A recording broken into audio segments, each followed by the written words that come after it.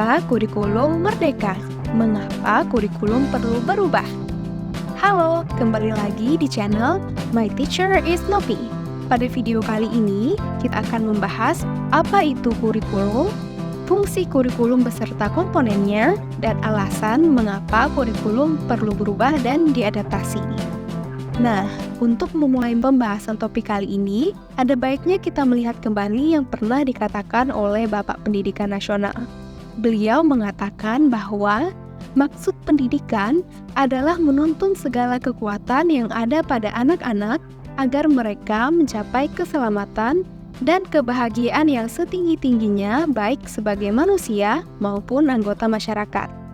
Hal ini cukup menarik karena sejatinya yang menjadi fokus pada pendidikan itu berawal dari penyesuaian dengan kebutuhan anak.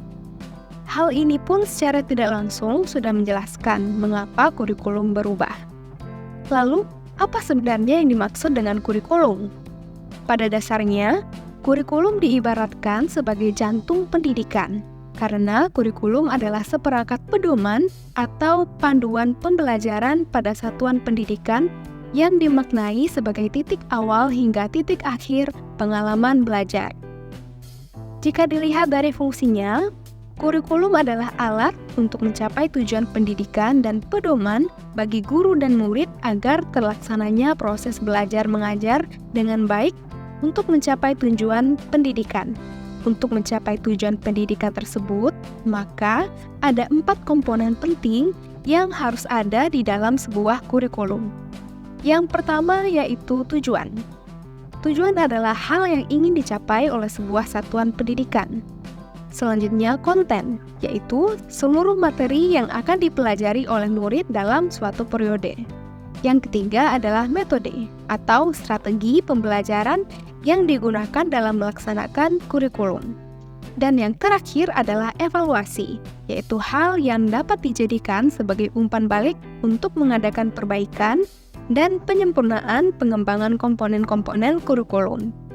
Lalu pada akhirnya, kita akan menyadari bahwa setidaknya ada 3 alasan mengapa kurikulum perlu berubah. Yang pertama, agar relevan dengan perkembangan zaman. Selanjutnya, kurikulum perlu berubah agar dapat menyesuaikan dengan kebutuhan murid. Hal yang terakhir adalah untuk menyiapkan generasi emas di masa depan. Karena itulah, perubahan pada kurikulum perlu diadakan dan satuan pendidikan juga perlu melakukan adaptasi. Adaptasi penting pada kurikulum dalam pelaksanaan pembelajaran sesuai dengan konteks dan karakteristik murid, karena adanya perbedaan lingkungan, tempat tinggal murid, dan tuntutan zaman.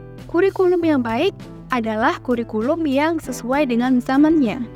Dengan artian, kurikulum bersifat dinamis dan terus berkembang, beradaptasi sesuai konteks dan karakteristik murid demi membangun kompetensi sesuai dengan kebutuhan saat ini dan masa depan.